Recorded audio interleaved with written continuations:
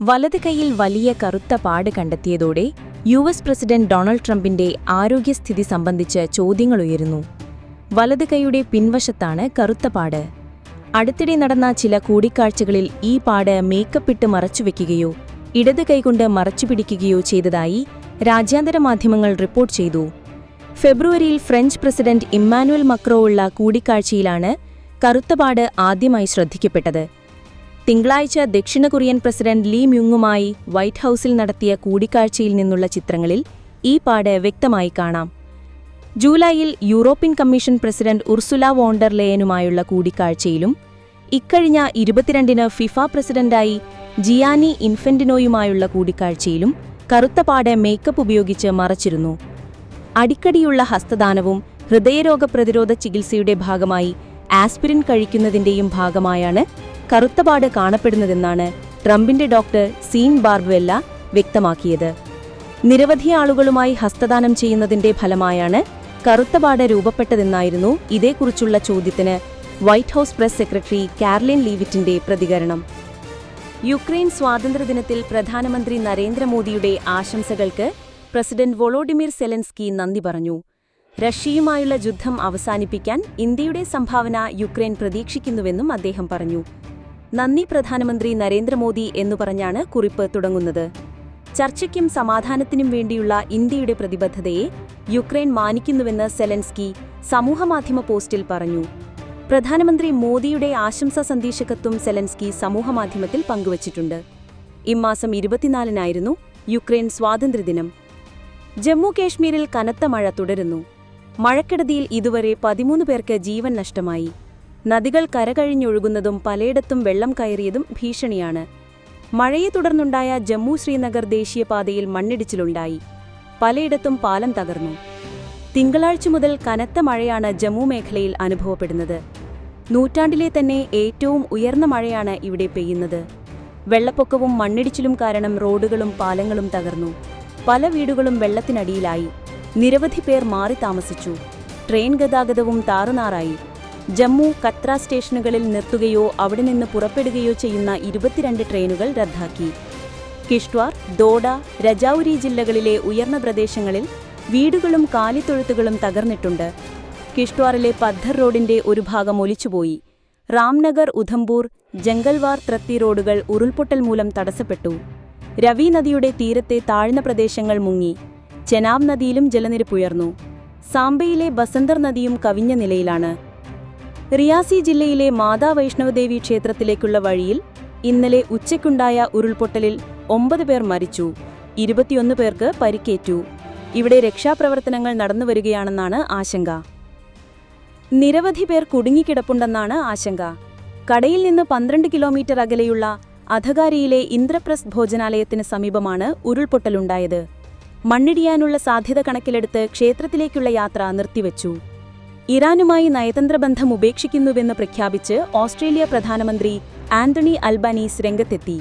ഓസ്ട്രേലിയയിൽ നടന്ന 2 ജൂതവിരുദ്ധ ആക്രമണങ്ങൾക്ക് പിന്നിൽ ഇറാനാണെന്ന് ആരോപിച്ചാണ് നടപടി.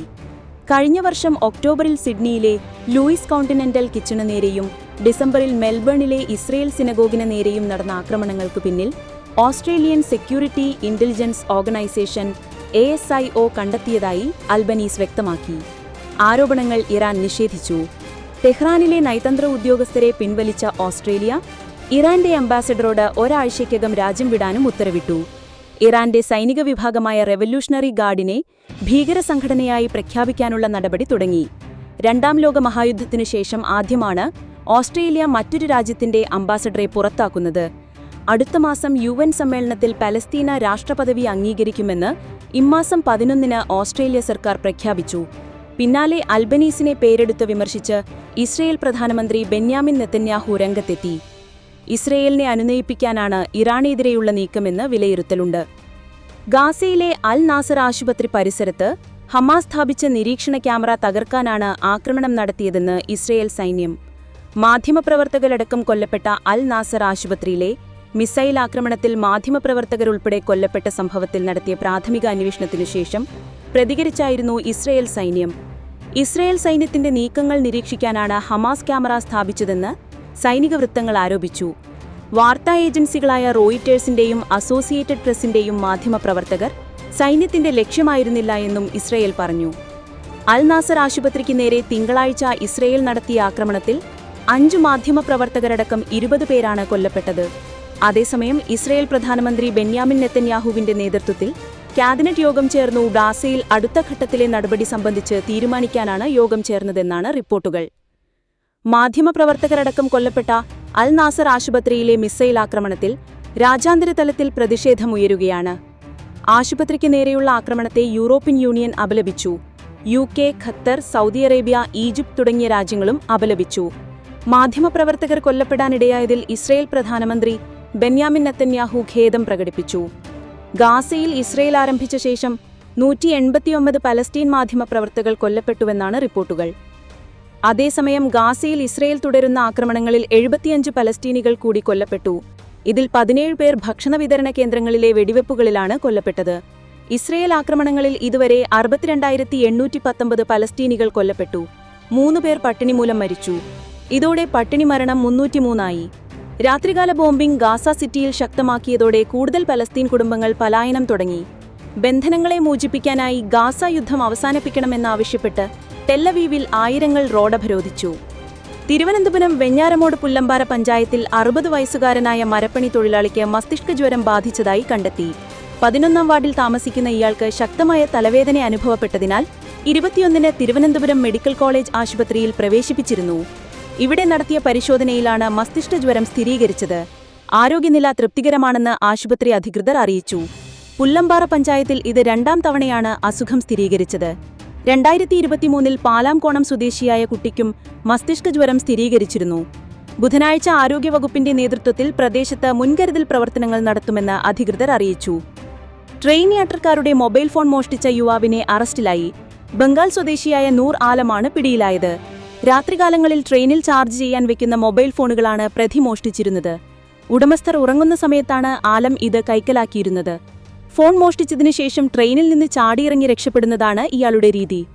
സ്റ്റേഷൻ കഴിഞ്ഞ മറ്റെവിടെയെങ്കിലും വെച്ച് ട്രെയിനിന് വേഗത കുറയുമ്പോഴാണ് ഇയാൾ ചാടി രക്ഷപ്പെടാറുള്ളത്. ട്രെയിനിൽ ഡ്യൂട്ടിയിലുണ്ടായിരുന്ന crime prevention and detention squad അംഗങ്ങൾ അതിസാഹസികമായാണ് ഓടുന്ന ട്രെയിനിൽ നിന്നും ചാടിയിറങ്ങിയ പ്രതിയെ പിടിച്ചത്. എറണാകുളം പുല്ലേപ്പടി ഭാഗത്ത് വെച്ചാണ് പ്രതിയെ പിടിച്ചത്. കണ്ണൂർ ജില്ലാ പഞ്ചായത്ത് മുൻ പ്രസിഡന്റും CPM നേതാവുമായ PP ദിവ്യക്കെതിരായ അനധികൃത സ്വത്ത് സമ്പാദനവുമായി ബന്ധപ്പെട്ട പരാതിയിൽ അന്വേഷണത്തിന് അനുമതി തേടിയെന്ന് വിജിലൻസ്. ദിവ്യക്കെതിരായ അഴിമതി ആരോപണത്തിൽ വിജിലൻസ് അന്വേഷണം ആവശ്യപ്പെട്ട് നൽകിയ പരാതി അട്ടിമറിച്ചെന്ന് ചൂണ്ടിക്കാട്ടി KSU നേതാവ് P. മുഹമ്മദ് ഷമ്മാസ് നൽകിയ ഹർജിയിൽ ഹൈക്കോടതി വിജിലൻസിന്റെ മറുപടി തേടിയിരുന്നു.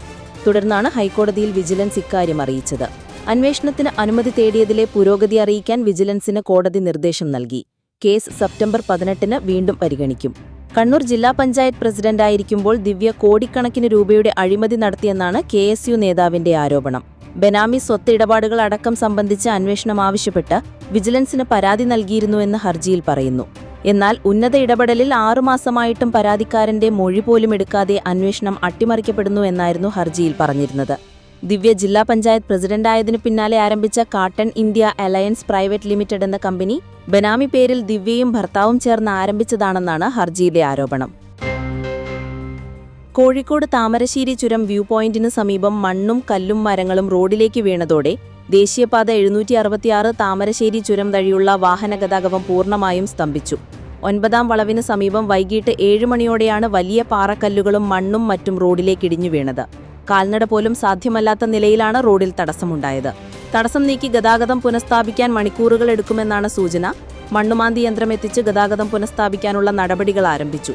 നിലവിലെ സാഹചര്യത്തിൽ ഇതുവഴിയുള്ള ഗതാഗതം ഒഴിവാക്കുന്നതാകും ഉചിതമെന്ന് പോലീസ് അറിയിച്ചു. അഗ്നിരക്ഷാ പ്രവർത്തകരും സ്ഥലത്തെത്തിയിട്ടുണ്ട്. അടിവാരത്ത് നിന്നുള്ള വാഹനങ്ങൾ കുറ്റ്യാടി ഭാഗത്തേക്ക് പോലീസ് വഴിതിരിച്ചുവിടുന്നുണ്ട്. വൈത്തിരി ഭാഗത്തു നിന്നും വാഹനങ്ങൾ വഴിതിരിച്ചുവിടുന്നുണ്ട്. കുറ്റ്യാടി വഴിയല്ലെങ്കിൽ നിലമ്പൂർ നാടുകാണി ചുരം വഴി യാത്ര ക്രമീകരിക്കണമെന്നാണ് പോലീസ് അറിയിപ്പ്. അടിവാരത്തും ലക്കിടിയിലും ചുരം സംരക്ഷണ സമിതി പ്രവർത്തകരും വാഹനങ്ങൾ തിരിച്ചുവിടുന്നുണ്ട്. മണ്ണിടിഞ്ഞപ്പോൾ തലനാരിഴയ്ക്കാണ് വാഹനങ്ങൾ രക്ഷപ്പെട്ടതെന്ന് ദൃക്സാക്ഷികൾ പറഞ്ഞു. ചുരത്തിൽ 7ാം വളവിനും 8ാം വളവിനുമിടയിൽ വൈകിട്ട് ലോറി കേടായി കുടുങ്ങി ഗതാഗത തടസ്സമുണ്ടായിരുന്നു. രാവിലെ ചുരം റോഡിൽ ഒരു ലോറി ഓവുചാലിലേക്ക് മറിഞ്ഞിരുന്നു. റോഡിന്റെ ഒരു വശത്തേക്കാണ് ലോറി മറിഞ്ഞത്. ഇതിനാൽ ഗതാഗതത്തെ ബാധിച്ചിരുന്നില്ല. അതിനിടെ ഓണാവധിയും വിനോദസഞ്ചാര സീസണും അടുക്കുന്ന സാഹചര്യം മുൻനിർത്തി മുൻപ് നടപ്പാക്കുന്നതുപോലെ തിരക്കുള്ള സമയത്ത് ചുരം റോഡിൽ ഭാരവാഹനങ്ങൾക്ക് നിയന്ത്രണം ഏർപ്പെടുത്തണമെന്ന ആവശ്യവും ഇതിനിടെ ഉയർന്നുവരുന്നുണ്ട്. ചുരം റോഡിൽ പോലീസ്, വനം വകുപ്പ് ഉദ്യോഗസ്ഥരുടെ സാന്നിധ്യം ഉറപ്പാക്കണമെന്നും ആവശ്യമുയർന്നിട്ടുണ്ട്. ചുരത്തിന്റെ മുകൾ ഭാഗമായ ലക്കിടിയിലും താഴ്വാരമായ അടിവാരത്തും 24 മണിക്കൂറും റിക്കവറി ക്രെയിൻ സൗകര്യം ഒരുക്കണമെന്ന ആവശ്യമുണ്ടെങ്കിലും ഇതുവരെ നടപ്പായിട്ടില്ല. പ്രതിപക്ഷ നേതാവ് വി.ഡി. സതീശൻ രാഹുൽ മാങ്കുട്ടവുമായി ബന്ധപ്പെട്ട വിഷയത്തിൽ നിന്ന് ജനശ്രദ്ധ തിരിക്കാനുള്ള ശ്രമമാണ് നടത്തുന്നതെന്ന് ബി.ജെ.പി. സംസ്ഥാന അധ്യക്ഷൻ രാജീവ് ചന്ദ്രശേഖർ. രാഹുലിന്റെ രാജി ആവശ്യപ്പെടാതെ കോൺഗ്രസ് നേതൃത്വം പാലക്കാട്ടെ ജനതയെ വഞ്ചിക്കുകയാണെന്നും വി.ഡി. സതീശന്റെ വാർത്താസമ്മേളനവും ആരോപണങ്ങളും ശ്രദ്ധയിൽപ്പെട്ടിട്ടുണ്ടെന്നും രാജീവ് ചന്ദ്രശേഖർ. അദ്ദേഹത്തോട് പറയാനുള്ളത് ഇത്രമാത്രം: നിങ്ങളുടെ എം.എൽ.എയുമായി ബന്ധപ്പെട്ട വിവാദങ്ങളിൽ നിന്ന് ശ്രദ്ധ തിരിക്കാനുള്ള ഇത്തരം നാടകങ്ങൾ വിലപ്പോവില്ല. വനിതാ നേതാക്കളടക്കം കോൺഗ്രസ് പാർട്ടിയിലുള്ളവർ വേട്ടക്കാരനായ ഈ എം.എൽ.എ നിയമസഭാംഗത്വം രാജിവെക്കണമെന്ന നിലപാടുള്ളവരാണ്. എന്നിട്ടും കോൺഗ്രസ് നേതൃത്വം അതിന് തയ്യാറാകാത്തത് എന്തുകൊണ്ട്? സതീശൻ അതിനാണ് മറുപടി പറയേണ്ടത്. രാഹുൽ ഗാന്ധിക്ക് കീഴിൽ വഞ്ചകരുടെയും ചൂഷകരുടെയും തട്ടിപ്പുകാരുടെയും സംഘമായി മാറിയിരിക്കുകയാണ് കോൺഗ്രസ്. രാഹുൽ ഗാന്ധി ഭരണഘടനയെക്കുറിച്ച് സംസാരിക്കും, അതേസമയം ജമാഅത്തെ ഇസ്ലാമി അടക്കമുള്ള ജനാധിപത്യ വിരുദ്ധ സംഘടനകളുമായി സഖ്യവും ഉണ്ടാക്കും. പെണ്ണാണ്, പോരാടും തുടങ്ങിയ മുദ്രാവാക്യങ്ങൾ ഉയർത്തി പ്രിയങ്ക ഗാന്ധി സ്ത്രീ ശാക്തീകരണത്തെക്കുറിച്ച് പ്രസംഗിക്കും. അതേസമയം സ്ത്രീകളെ ചൂഷണം ചെയ്യുന്ന രാഹുൽ മാങ്കുട്ടം എന്ന പോലുള്ളവർ എം.എൽ.എമാരായി തുടരുകയും ചെയ്യും എന്നും രാജീവ് ചന്ദ്രശേഖർ പറഞ്ഞു. സ്വന്തം തെറ്റുകൾ പുറത്തുവരുമോ എന്ന ഭയം കൊണ്ടാകാം പ്രാദേശിക കോൺഗ്രസ് നേതാക്കൾ ഇത്തരം എം.എൽ.എമാരെ സംരക്ഷിക്കാൻ രംഗത്തിറങ്ങുന്നത്. നുണ, കാപട്യം, പതിറ്റാണ്ടുകളായി ജനങ്ങളോടുള്ള വഞ്ചന, അതാണ് ഇന്നത്തെ കോൺഗ്രസ് പാർട്ടി. കേരള രാഷ്ട്രീയത്തിൽ തട്ടിപ്പുകാർക്ക് ഒരു സ്ഥാനവും ഉണ്ടാകരുത്. തിരഞ്ഞെടുക്കപ്പെട്ട നേതാക്കളുടെ പ്രവർത്തികളോട് പ്രതികരിക്കാനുള്ള കടമ ഞങ്ങൾക്കുണ്ട്. കാരണം കേരളത്തിൽ യഥാർത്ഥ പ്രതിപക്ഷത്തിന്റെ ചുമതല നിർവഹിക്കുന്ന ഒരേയൊരു പാർട്ടി ബി.ജെ.പി. മാത്രമാണ്. ആരായാലും എവിടെയായാലും ഉണ്ടാകുന്ന പ്രശ്നങ്ങളിൽ സഹായിക്കാൻ ബി.ജെ.പി. പ്രതിജ്ഞാബദ്ധമാണ്. കേരളത്തിലെ റേഷൻ കടകളിൽ കൊടുക്കുന്ന അരിയിൽ ഒരു മണി പോലും പിണറായി വിജയന്റെ അരിയില്ല എന്ന് കേന്ദ്രമന്ത്രി ജോർജ് കുര്യൻ പറഞ്ഞു. എന്നാൽ ജനങ്ങളുടെ അവകാശമാണെന്നതായതുകൊണ്ട് അരി തരുന്ന ഞങ്ങൾക്ക് വോട്ട് തരണമെന്ന് പറയാതിരിക്കുന്നതാണെന്നും അദ്ദേഹം പറഞ്ഞു. ഓണത്തോടനുബന്ധിച്ച് കേരളത്തിന് പ്രത്യേകമായി ഭക്ഷ്യധാന്യം അനുവദിച്ചില്ലെന്ന വിമർശനങ്ങളോട് പ്രതികരിക്കുകയായിരുന്നു കേന്ദ്രമന്ത്രി. പല അവകാശങ്ങളും പൊളിഞ്ഞു. കേരളത്തിൽ നടക്കുന്ന വികസന പ്രവർത്തനങ്ങളും ക്ഷേമ പ്രവർത്തനങ്ങളും കേന്ദ്ര സർക്കാരിന്റെ പൂർണ്ണമായിട്ടുള്ള പൈസ കൊണ്ടോ സഹകരണം കൊണ്ടോ ആണ് നടക്കുന്നത്. ഒരിടത്തും അവഗണിക്കുന്നില്ല. അത് ജനങ്ങളുടെ അവകാശമായതുകൊണ്ടാണ്. അവകാശങ്ങളുടെ കാര്യത്തിൽ സംസ്ഥാന സർക്കാർ ചെയ്യുന്നതിന് ഞങ്ങൾ പറയുന്നില്ല. അതുകൊണ്ട് ഉത്സവാവസരത്തിലെങ്കിലും അനാവശ്യ വിവാദങ്ങൾ ഉണ്ടാക്കരുത് എന്ന് ജോർജ് കുര്യൻ പറഞ്ഞു. കേന്ദ്രം ഒരു മാസം സംസ്ഥാനത്ത് 1,18,788 മെട്രിക് ടൺ ഭക്ഷ്യധാന്യം നൽകുന്നുണ്ട്. ഭക്ഷ്യസുരക്ഷാ പദ്ധതി ഇനത്തിൽ 69,081 മെട്രിക് ടൺ അരിയും 15,629 മെട്രിക് ടൺ ഗോതമ്പും നൽകുന്നു. ടൈഡ് ഓവറിൽ 33,294 മെട്രിക് ടൺ ഭക്ഷ്യധാന്യവും നൽകുന്നു. ഇതിൽ 2022 ജൂൺ വരെ നൽകിയത് 26,835 മെട്രിക് ടൺ അരിയും 6,459 മെട്രിക് ടൺ ഗോതമ്പുമാണ്. എന്നാൽ കേരളത്തിൽ ഗോതമ്പല്ല അരിയാണ് കൂടുതൽ ഉപയോഗിക്കുന്നതെന്ന് 2022 പറഞ്ഞതനുസരിച്ച് മുഴുവൻ അരിയായി കൊടുക്കുന്നു. ടൈഡ് ഓവറിൽ അരി സംസ്ഥാനത്തിന് 8.30 രൂപയ്ക്ക് നൽകുന്നു. കേരളത്തിൽ ഇത് വ്യത്യസ്ത നിരക്കിൽ കൊടുക്കുന്നു. സംസ്ഥാനത്ത് യെല്ലോ കാർഡുകൾക്ക് 5.9 ലക്ഷം കുടുംബങ്ങൾക്ക് 30 കിലോ അരിയും 15 കിലോ ഗോതമ്പും സൗജന്യമായി നൽകുന്നു. പിങ്ക് കാർഡുകൾക്ക് 36 ലക്ഷം കുടുംബങ്ങൾക്ക് 5 കിലോ അരി സൗജന്യമായി നൽകുന്നു. ഇങ്ങനെ ആകെ 41.9 ലക്ഷം പേർക്ക് ഭക്ഷ്യധാന്യം സൗജന്യമായി നൽകുന്നു. എന്നാൽ സംസ്ഥാന സർക്കാർ 22 ലക്ഷം നീല കാർഡ് ഉടമകൾക്ക് 8.30 രൂപയ്ക്ക് എടുക്കുന്ന അരി 4 രൂപയ്ക്ക് കൊടുക്കുന്നു. 30.27 ലക്ഷം വെള്ളക്കാർഡുകൾക്ക് 8.30 രൂപയ്ക്ക് എടുക്കുന്ന അരി 10.99 രൂപയ്ക്കും നൽകുന്നു. ഇത് ബാലൻസ് ചെയ്തു പോകുന്ന രീതിയിലാണുള്ളത്. കേരള സർക്കാരിന് ഇതിൽ കൂടുതലൊന്നും കിട്ടാനില്ല. 2017 മുതൽ ഓണത്തോടനുബന്ധിച്ച് 6 മാസത്തേക്ക് അരി മുൻകൂട്ടി കൊടുക്കുന്നുണ്ട്. 22.50 രൂപയ്ക്കെടുത്ത് സംസ്ഥാന സർക്കാരിന് സബ്സിഡി നിരക്കിൽ കൊടുക്കാൻ പറ്റും. ഇത് മുഴുവൻ നരേന്ദ്രമോദി അരിയാണെന്നും ഒരു മണി പോലും പിണറായി വിജയന്റെ അരിയില്ല എന്നും കേന്ദ്രമന്ത്രി പറഞ്ഞു. കഴിഞ്ഞ ഒരാഴ്ചയ്ക്കിടെ US പ്രസിഡന്റ് ഡൊണാൾഡ് ട്രംപ് 4 തവണ പ്രധാനമന്ത്രി നരേന്ദ്രമോദിയെ വിളിച്ചതായി റിപ്പോർട്ട്. 4 തവണയും കോളുകൾ നിരസിച്ച മോദി ട്രംപിനോട് സംസാരിക്കാൻ വിസമ്മതിച്ചു. ജർമ്മൻ പത്രമായ ഫ്രാങ്ക്ഫർട്ട് ആൽജമൈനാണ് ഇക്കാര്യം റിപ്പോർട്ട് ചെയ്തത്. വ്യാപാര തർക്കം രൂക്ഷമായിരിക്കെയാണ് ട്രംപിന്റെ കോളുകൾ മോദി നിരസിച്ചതെന്ന് ദേശീയ മാധ്യമങ്ങളും റിപ്പോർട്ട് ചെയ്തു. റഷ്യയിൽ നിന്ന് കുറഞ്ഞ വിലയ്ക്ക് എണ്ണ വാങ്ങുന്നുവെന്ന് ആരോപിച്ച് ഇന്ത്യയ്ക്കുമേൽ 50% താരിഫ് ചുമത്തിയ ഘട്ടത്തിലാണ് ട്രംപ് മോദി സൗഹൃദം ഉലയുന്നതായ വിവരങ്ങളും പുറത്തുവരുന്നത്. ട്രംപ് പ്രഖ്യാപിച്ച പുതിയ തീരുവ നാളെ രാവിലെ മുതൽ നിലവിൽ വരികയാണ്. ജൂൺ 17 അവസാനമായി മോദിയും ട്രംപും ഫോണിൽ സംസാരിച്ചത്. അതിനുശേഷം ഇരു നേതാക്കളും തമ്മിൽ യാതൊരു ആശയവിനിമയവും നടന്നിട്ടില്ലെന്നാണ് സൂചന. ട്രംപിന്റെ അഭ്യർത്ഥന മാനിച്ചാണ് മോദി ഫോണിൽ സംസാരിച്ചതെന്ന് അന്ന് തന്നെ വിദേശകാര്യ മന്ത്രാലയം അറിയിച്ചിരുന്നു. ഏകദേശം 35 മിനിറ്റ് നേരം ഇരുവരും ഫോണിൽ സംസാരിച്ചിരുന്നു. പഹൽഗാം ഭീകരാക്രമണത്തിന്റെ ശേഷമുള്ള ആദ്യ സംഭാഷണമായതിനാൽ ഓപ്പറേഷൻ സിന്ദൂരിനെക്കുറിച്ചാണ് മോദി അന്ന് ട്രംപുമായി സംസാരിച്ചത്. ADGP MR അജിത് കുമാറിനെതിരെ അനധികൃത സ്വത്തു സമ്പാദനവുമായി ബന്ധപ്പെട്ട് ലഭിച്ച പരാതിയിന്മേലുള്ള തുടർ നടപടികളിൽ മജിസ്ട്രേറ്റ് കോടതി തീരുമാനം ചോദ്യം ചെയ്ത് ഹൈക്കോടതി. മജിസ്ട്രേറ്റ് കോടതിയുടെ തീരുമാനം അഴിമതി നിരോധന നിയമത്തിലെ 17A ചട്ടപ്രകാരം നിലനിൽക്കുന്നതാണോ എന്ന് കോടതി ആരാഞ്ഞു. അഴിമതി നിരോധന നിയമപ്രകാരമായിരുന്നു വിജിലൻസ് അന്വേഷണമെങ്കിൽ അനുമതി തേടേണ്ടതായിരുന്നുവെന്നും ജസ്റ്റിസ് A ബദറുദ്ദീൻ വ്യക്തമാക്കി. തനിക്ക് ക്ലീൻ ചിറ്റ് നൽകിയ വിജിലൻസ് റിപ്പോർട്ട് തള്ളിയ പ്രത്യേക കോടതി വിധിക്കെതിരെ MR അജിത് കുമാറാണ് ഹൈക്കോടതിയെ സമീപിച്ചത്. സർക്കാർ ഇക്കാര്യത്തിൽ എന്തു നടപടിയെടുത്തു എന്നറിയിക്കാൻ നിർദ്ദേശിച്ച കോടതി കേസ് നാളെ പരിഗണിക്കാനായി മാറ്റി. വിജിലൻസ് കോടതിയിൽ നൽകിയ പരാതിയിൽ എന്താണ് സംഭവിച്ചത് എന്ന കേസ് പരിഗണിച്ചപ്പോൾ കോടതി ആരാഞ്ഞു. തുടർന്നു നടന്ന കാര്യങ്ങൾ അജിത് കുമാറിന്റെ അഭിഭാഷകൻ അറിയിച്ചപ്പോൾ റാങ്കിൽ താഴ്ന്ന ഉദ്യോഗസ്ഥൻ ഉന്നത ഉദ്യോഗസ്ഥനെതിരെ അന്വേഷണം നടത്തുന്നത് എങ്ങനെയാണെന്ന് കോടതി ചോദിച്ചു. തുടർന്നാണ് ഔദ്യോഗിക സ്ഥാനത്തിരിക്കുന്നവർക്കെതിരെ അന്വേഷണം നടത്തണമെങ്കിൽ അഴിമതി നിരോധന നിയമത്തിലെ 17A അനുസരിച്ച് അനുമതി വേണമായിരുന്നുവെന്ന് കോടതി ചൂണ്ടിക്കാട്ടിയത്. എന്നാൽ ഇത്തരത്തിലുള്ള അനുമതിയൊന്നും തേടിയിരുന്നില്ലെന്നും സാധാരണഗതിയിലുള്ള അന്വേഷണമാണ് നടന്നതെന്നും അജിത് കുമാറിന്റെ അഭിഭാഷകൻ പറഞ്ഞു. പരാതിയിൽ തുടർ നടപടിയെടുക്കുന്നതിനു മുൻപ് ബന്ധപ്പെട്ട അധികൃതരോട് അനുമതി തേടാൻ പരാതിക്കാരന് നിർദ്ദേശം നൽകിയിരുന്നുവെങ്കിൽ മജിസ്ട്രേറ്റിന്റെ നടപടി ശരിയാകുമായിരുന്നുവെന്ന് കോടതി സൂചിപ്പിച്ചു. ആരോപണങ്ങൾ ഗുരുതരമാണെങ്കിൽ പോലും അത് പരിഗണിക്കാൻ മജിസ്ട്രേറ്റിന് നിയമപരമായ തടസ്സങ്ങളുണ്ട്. ആരോപണം ഗുരുതരമാണെന്ന പേരിൽ നിയമവ്യവസ്ഥകളെ മറികടക്കാനാവില്ലെന്നും എന്നാൽ നടപടിയുമായി മുന്നോട്ടു പോകുന്നതിന് ചില വ്യവസ്ഥകളുണ്ട്. അനുമതി തേടാൻ നിർദ്ദേശം നൽകാതെയാണ് കേസെടുക്കുന്ന ഘട്ടത്തിലേക്ക് മജിസ്ട്രേറ്റ് എത്തിയത്. നിയമപരമായ ചോദ്യമാണ് വിഷയത്തിലുള്ളതെന്നും ആരാണ് പ്രതി, ആരാണ് പരാതിക്കാരൻ, രാഷ്ട്രീയ പ്രത്യാഘാതമുണ്ടാകുന്ന കാര്യങ്ങളാണോ തുടങ്ങിയവയൊന്നും കോടതിയുടെ ഉത്തരവാദിത്തത്തിൽ വരുന്ന വിഷയങ്ങളല്ലെന്നും നിയമപരമായ കാര്യങ്ങൾ മാത്രമാണ് നോക്കുന്നതെന്നും കോടതി വ്യക്തമാക്കി. ഭിന്നശേഷിക്കാരിയായ വിദ്യാർത്ഥിനിയെ അധ്യാപിക പൊള്ളലേൽപ്പിച്ചെന്ന പരാതിയിൽ കേസ്. ഇടയൂർ പൂക്കാട്ടിരി സ്വദേശിയായ 24-കാരിയെ പൊള്ളലേൽപ്പിച്ചെന്നാരോപിച്ച മാതാവാണ് വളാഞ്ചേരി പോലീസിൽ പരാതി നൽകിയത്. ഇരുമ്പിളിയം വലിയകുന്നിൽ ഭിന്നശേഷി വിദ്യാർത്ഥികളുടെ രക്ഷിതാക്കളുടെ കൂട്ടായ്മ നടത്തുന്ന സ്ഥാപനത്തിലെ അധ്യാപികയ്ക്കെതിരെയാണ് പരാതി. തലച്ചോർ തീനി അമീഡയെ പുറത്തുന്നതിന് ശുചീകരിക്കുന്നതിന് 1/2 കോടി കിണറുകൾ. ഓഗസ്റ്റ് 30-നും 31-നും കിണറുകളും വാട്ടർ ടാങ്കുകളും ക്ലോറിനേറ്റ് ചെയ്യും. ഓരോ വീട്ടിലുമെത്തി കിണറുകൾ ക്ലോറിനേറ്റ് ചെയ്യുമെന്ന് ഹരിത കേരളം ചെയർപേഴ്സൺ TN സീമ പറഞ്ഞു. ആശാപ്രവർത്തകർ, അംഗനവാടി ജീവനക്കാർ, കുടുംബശ്രീ പ്രവർത്തകർ, ഹരിതകർമ്മസേന, തൊഴിലുറപ്പ് തൊഴിലാളികൾ, സന്നദ്ധ പ്രവർത്തകർ, സന്നദ്ധ സംഘടനകൾ, റെസിഡൻസ് അസോസിയേഷനുകൾ പങ്കാളിയാവും. ജലപരിശോധന സെപ്റ്റംബർ 12 മുതൽ 30 വരെ സ്കൂളുകൾ വഴിയുള്ള ബോധവൽക്കരണം നടത്തും. ഹയർ സെക്കൻഡറി സ്കൂളുകളിലെ രസതന്ത്ര ലാബിനോട് ചേർന്ന് ഹരിത കേരളം മിഷൻ ജലഗുണനിലവാര പരിശോധനാ സൗകര്യം ഏർപ്പെടുത്തും. 380 ലാബുകൾ സജ്ജമാക്കും.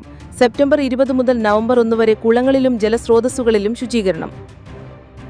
അമീബിക് മസ്തിഷ്ക ജ്വരം പോലെയുള്ള മാരക രോഗങ്ങൾക്ക് കാരണമാകുന്ന സൂക്ഷ്മജീവികളെ പ്രതിരോധിക്കാനാണ് ക്ലോറിനേഷൻ. പൈപ്പ് വെള്ളം സംഭരിക്കുന്ന ടാങ്കുകൾ ക്ലോറിനേറ്റ് ചെയ്യണം. പൊതുകിണറുകളും ക്ലോറിനേറ്റ് ചെയ്യും. കിണറുകളിൽ നിലവിലുള്ള ജലത്തിന്റെ അളവനുസരിച്ച് ക്ലോറിനേഷൻ നടത്തണം. ബ്ലീച്ചിംഗ് പൗഡറും ക്ലോറിൻ ഗുളികകളും തദ്ദേശ സ്വയംഭരണ സ്ഥാപനങ്ങൾ നൽകും. മെഡിക്കൽ ഓഫീസർമാർ, ഹെൽത്ത് ഇൻസ്പെക്ടർമാർ ഉപദേശം നൽകും. ഗുരുവായൂരിലെ പൂജകൾ സംബന്ധിച്ച വിധികൾ പുറപ്പെടുവിക്കുന്നത് കേരള ഹൈക്കോടതിയിലെ ഒരേ ബെഞ്ചാണെന്ന് സുപ്രീം കോടതി. ഉദയാസ്തമയ പൂജ, ഇല്ലം നിറ പൂജ എന്നിവ സംബന്ധിച്ച വിധികൾ പുറപ്പെടുവിച്ച ബെഞ്ചുകളിൽ ഒരേ ജഡ്ജി ഉണ്ടായിരുന്ന കാര്യം തങ്ങളുടെ ശ്രദ്ധയിൽപ്പെട്ടിട്ടുണ്ടെന്നും സുപ്രീം കോടതി വ്യക്തമാക്കി. ഗുരുവായൂർ ക്ഷേത്രത്തിലെ ഇല്ലം നിറ പൂജ കൊടിമരച്ചുവട്ടിൽ നടത്താനുള്ള തീരുമാനം ചോദ്യം ചെയ്ത് നൽകിയ ഹർജിയിൽ സുപ്രീം കോടതി നോട്ടീസ് അയച്ചു. കോഴിക്കോട് തൂണേരി ബ്ലോക്ക് ഓഫീസ് ജീവനക്കാരനെ മരിച്ച നിലയിൽ കണ്ടെത്തി. Thuneri block panchayat office part time sweeper Kakkatt സ്വദേശി രാജനെയാണ് മരിച്ച നിലയിൽ കണ്ടെത്തിയത്. ഇന്നലെ രാവിലെ ഓഫീസിലെത്തിയതായിരുന്നു. ഉച്ചയ്ക്കാണ് മരിച്ച നിലയിൽ കണ്ടെത്തിയത്. ആത്മഹത്യയാണെന്നാണ് പ്രാഥമിക നിഗമനം. അനധികൃത സ്വത്തു സമ്പാദന പരാതിയിൽ തനിക്ക് ക്ലീൻ ചിറ്റ് നൽകിയ അന്വേഷണ റിപ്പോർട്ട് പ്രത്യേക വിജിലൻസ് കോടതി തള്ളിയ ഉത്തരവ് റദ്ദാക്കണമെന്നാവശ്യപ്പെട്ട് ADGP MR അജിത് കുമാർ ഹൈക്കോടതിയിൽ അപ്പീൽ നൽകി. വിജിലൻസ് റിപ്പോർട്ട് പരിശോധിക്കാതെയാണ് വിജിലൻസ് കോടതി ക്ലീൻ ചിറ്റ് തള്ളിയതെന്നും റിപ്പോർട്ടിലെ വസ്തുതകൾ പരിശോധിക്കാതെയാണ് കോടതി ഇത്തരത്തിലൊരു നടപടി സ്വീകരിച്ചിരിക്കുന്നതെന്നും അജിത് കുമാർ നൽകിയ ഹർജിയിൽ പറയുന്നു. ഏലത്തൂർ സ്വദേശിയായ യുവാവിനെ കാണാതായ സംഭവത്തിൽ വഴിത്തിരിവ്. കാണാതായ എലത്തൂർ സ്വദേശി വിജിൽ മരിച്ചതായി സുഹൃത്തുക്കൾ മൊഴി നൽകി. കേസുമായി ബന്ധപ്പെട്ട് സുഹൃത്തുക്കളായ 2 പേരെ പോലീസ് കസ്റ്റഡിയിലെടുത്തു. സംഭവത്തിൽ ഒരാൾ കൂടി പിടിയിലാകാനുണ്ടെന്ന് പോലീസ് അറിയിച്ചു. അമിതമായ ലഹരി ഉപയോഗിച്ച യുവാവ് മരിച്ചുവെന്നും പിന്നാലെ തങ്ങൾ അയാളുടെ മൃതദേഹം ചതുപ്പിൽ താഴ്ത്തിയെന്നും സുഹൃത്തുക്കൾ പോലീസിനോട് വെളിപ്പെടുത്തി. 2019-ലാണ് യുവാവിനെ കാണാതായത്. ഗുരുവായൂർ ക്ഷേത്രകുളത്തിൽ പുണ്യാഹം നടത്താൻ ഒരുങ്ങുകയാണ് ദേവസ്വം. റീൽസ് ചിത്രീകരിക്കാനായി അഹിന്ദുവായ യുവതി ക്ഷേത്രകുളത്തിൽ കാൽ കഴുകിയ സംഭവത്തെ തുടർന്നാണ് പുണ്യാഹം നടത്തുന്നതെന്നും ക്ഷേത്രത്തിൽ 6 ദിവസത്തെ പൂജകളും ശീവേലിയും ആവർത്തിക്കുമെന്നും ദേവസ്വം ഭാരവാഹികൾ അറിയിച്ചു. സോഷ്യൽ മീഡിയ ഇൻഫ്ലുവൻസറും ബിഗ് ബോസ് താരവുമായ ജാസ്മിൻ ജാഫറാണ് റീൽസ് ചിത്രീകരണത്തിനായി ഗുരുവായൂർ ക്ഷേത്രകുളത്തിലിറങ്ങിയത്. പ്രധാനമന്ത്രി നരേന്ദ്രമോദിയുടെ വികൃത സംബന്ധിച്ച വിവരങ്ങൾ പുറത്തുവിടേണ്ടെന്ന് ദില്ലി ഹൈക്കോടതി. സർട്ടിഫിക്കറ്റുകൾ പരിശോധിക്കണം എന്ന വിവരാവകാശ കമ്മീഷൻ ഉത്തരവ് റദ്ദാക്കിയിരിക്കുകയാണ് കോടതി. ഫെബ്രുവരിയിൽ മോദിയുടെ വികൃതവുമായി ബന്ധപ്പെട്ട വാദങ്ങൾ പൂർത്തിയായിരുന്നു. പിന്നീട് കേസ് വിധി പറയാൻ മാറ്റുകയും ചെയ്തിരുന്നു. മുൻ കേന്ദ്രമന്ത്രി സ്മൃതി ഇറാനി 10-12 ക്ലാസ് പരീക്ഷകൾ പാസ്സായതിനെക്കുറിച്ചുള്ള വിവരങ്ങൾ പുറത്തുവിടണമെന്ന CIC ഉത്തരവും ദില്ലി ഹൈക്കോടതി റദ്ദാക്കി. മോദിയുടെ കേസിൽ വിധി പറഞ്ഞ അതേ ജഡ്ജി ഈ ഉത്തരവും റദ്ദാക്കിയത്. സ്മൃതി ഇറാനി 10-12 ക്ലാസ് പരീക്ഷകൾ പാസ്സായ വിവരങ്ങൾ പുറത്തുവിടണമെന്നായിരുന്നു CIC ഉത്തരവ്. ഇതിനെ മറികടന്നാണ് ഹൈക്കോടതി വിധി. പ്രധാനമന്ത്രി നരേന്ദ്രമോദിയുടെയും മുൻ കേന്ദ്രമന്ത്രി സ്മൃതി ഇറാനിയുടെയും വിദ്യാഭ്യാസ വിവരങ്ങൾ വെളിപ്പെടുത്തുന്നതിൽ പൊതുതാൽപര്യമില്ലെന്ന് ഡൽഹി ഹൈക്കോടതി. വ്യക്തിഗത വിവരങ്ങളാണെന്നും ആ വ്യക്തി പൊതുപദവി വഹിക്കുന്നയാളാണെങ്കിൽ പോലും അതങ്ങനെ തന്നെയാണെന്നും വിവരാവകാശ നിയമപ്രകാരം ഇക്കാര്യങ്ങൾ വെളിപ്പെടുത്തേണ്ടതില്ലെന്നും ഡൽഹി ഹൈക്കോടതി ജഡ്ജി ജസ്റ്റിസ് സച്ചിൻ ദത്ത പറഞ്ഞു. സർക്കാർ പ്രവർത്തനങ്ങളിൽ സുതാര്യത ഉറപ്പാക്കാനാണ് വിവരാവകാശ നിയമം നടപ്പിലാക്കിയതെന്നും അല്ലാതെ കോലാഹലങ്ങൾക്ക് വക നൽകാനല്ലെന്നും കോടതി വ്യക്തമാക്കി. 3 തെരഞ്ഞെടുപ്പുകളിൽ തുടർച്ചയായി പരാജയപ്പെട്ടതോടെ കോൺഗ്രസ് MPയും ലോക്സഭാ പ്രതിപക്ഷ നേതാവുമായ രാഹുൽ ഗാന്ധിയുടെ ധാർമ്മിക നിലപാടിൽ മാറ്റം വന്നിട്ടുണ്ടോ എന്ന് കേന്ദ്ര ആഭ്യന്തരമന്ത്രി അമിത് ഷാ ചോദിച്ചു. 2013-ൽ RJD നേതാവ് ലാലു പ്രസാദ് യാദവിന് പ്രയോജനകരമാകുന്ന വിധത്തിൽ അന്നത്തെ പ്രധാനമന്ത്രി മൻമോഹൻ സിംഗ് കൊണ്ടുവന്ന ഓർഡിനൻസ് വലിച്ചുകീറിയ രാഹുൽ പുതിയ ബില്ലിനെ എന്തിനാണ് എതിർക്കുന്നതെന്നും ഷാ ചോദിച്ചു. ഭരണഘടനാ പദവികളിൽ ഇരിക്കുന്ന ആർക്കെങ്കിലും ജയിലിൽ നിന്ന് ഭരണം നടത്താൻ അനുവാദം നൽകുന്നത് ന്യായമാണെന്നും അദ്ദേഹം കൂട്ടിച്ചേർത്തു. പ്രശസ്ത കന്നഡ നടൻ ദിനേശ് മംഗളൂരു 63 അന്തരിച്ചു. ദീർഘനാളത്തെ അസുഖത്തെ തുടർന്ന് തിങ്കളാഴ്ച രാവിലെ കുന്താപുരത്തെ ഒരു ആശുപത്രിയിലായിരുന്നു അന്ത്യം. ഓപ്പറേഷൻ സിന്ദൂരിന്റെ ഭാഗമായി ഇന്ത്യൻ സൈനികർ ഭീകരരെ വധിച്ചത് അവരുടെ മതമേതെന്ന് നോക്കിയല്ല, മറിച്ച് അവരുടെ ചെയ്തികൾ കണക്കിലെടുത്താണെന്ന് പ്രതിരോധ മന്ത്രി രാജ്നാഥ് സിംഗ്. പഹൽഗാമിൽ നടന്ന ഭീകരാക്രമണത്തിൽ മതമേതെന്ന് ചോദിച്ചതിനു ശേഷമാണ് ഭീകരർ നിരപരാധികളായ 26 പേരെ കൊന്നൊടുക്കിയതെന്ന് സൂചിപ്പിച്ചായിരുന്നു പ്രതിരോധ മന്ത്രിയുടെ പ്രസ്താവന എന്ന് PTI റിപ്പോർട്ട് ചെയ്തു. തെക്കൻ ഗാസയിൽ ഇസ്രയേൽ തിങ്കളാഴ്ച നടത്തിയ ആക്രമണത്തിൽ കൊല്ലപ്പെട്ടവരിൽ 4 മാധ്യമപ്രവർത്തകരും ഉൾപ്പെടുന്നുണ്ടെന്ന് റിപ്പോർട്ട്. അസോസിയേറ്റഡ് പ്രസിനു വേണ്ടി ജോലി ചെയ്തിരുന്ന ഒരു സ്വതന്ത്ര മാധ്യമപ്രവർത്തകയും കൊല്ലപ്പെട്ടവരിൽ ഉൾപ്പെടുന്നു. ഒരു ആശുപത്രിക്ക് നേരെയുണ്ടായ ആക്രമണത്തിൽ 8 പേരാണ് കൊല്ലപ്പെട്ടത്. തെക്കൻ ഗാസയിലെ ആശുപത്രിയിൽ ഇസ്രയേൽ നടത്തിയ ആക്രമണത്തിൽ അതൃപ്തി അറിയിച്ചു US പ്രസിഡന്റ് ഡൊണാൾഡ് ട്രംപ്. ആക്രമണത്തെക്കുറിച്ച് അറിഞ്ഞിരുന്നില്ലെന്നും തനിക്ക് അതിൽ സന്തോഷമില്ലെന്നും അത് കാണാൻ താൽപ്പര്യമില്ലെന്നും പറഞ്ഞ ട്രംപ് നമ്മൾ ആ പേടി സ്വപ്നം അവസാനിപ്പിക്കണമെന്ന് മാധ്യമപ്രവർത്തകരോട് പറഞ്ഞു. അദാനി ഗ്രൂപ്പിന് ഇന്ത്യൻ കമ്പനികൾ വായ്പ അനുവദിക്കുന്നത് വർദ്ധിച്ചതായി റിപ്പോർട്ട്. ഏതാണ്ട് 2.6 ലക്ഷം കോടി രൂപയാണ് ഗ്രൂപ്പിന്റെ മൊത്തം കടം. ഇതിൽ പകുതിയും ഇന്ത്യയിലെ പ്രാദേശിക ബാങ്കുകളുടെയും സാമ്പത്തിക സ്ഥാപനങ്ങളുടെയും വകയാണെന്നും റിപ്പോർട്ട്. ഒരു വർഷത്തിലെ വർധനവ് 40%. RBI പലിശ നിരക്ക് കുറച്ചതും ഇന്ത്യയിൽ നിന്ന് വായ്പ സ്വീകരിക്കുന്നത് എളുപ്പമായതും മെച്ചപ്പെട്ട ക്രെഡിറ്റ് റേറ്റിംഗുമാണ് വർധനയ്ക്ക് കാരണമെന്നും റിപ്പോർട്ട് തുടരുന്നു. കഴിഞ്ഞ ഒരു വർഷത്തിനിടെ അദാനി ഗ്രൂപ്പ് കമ്പനികളുടെ മൊത്തം കടം 20% വർദ്ധിച്ചത്. ഈ കാലയളവിൽ അദാനി ഗ്രൂപ്പിന് പൊതുമേഖലാ ബാങ്കുകൾ നൽകുന്ന വായ്പയും വർദ്ധിച്ചു. ആകെ വായ്പയുടെ 18% വായ്പയും നൽകുന്നത് പൊതുമേഖലാ ബാങ്കുകളാണ്. ബാങ്ക് ഇതര സാമ്പത്തിക സ്ഥാപനങ്ങളും മറ്റു സാമ്പത്തിക സ്ഥാപനങ്ങളും നൽകിയ വായ്പ ആകെ വായ്പയുടെ 25%. കഴിഞ്ഞ വർഷം ഇത് 29%. വിദേശ കമ്പനികളിൽ നിന്ന് ഡോളറിൽ വാങ്ങിയിരുന്ന വായ്പ 31% 23% കുറയുകയും ചെയ്തു.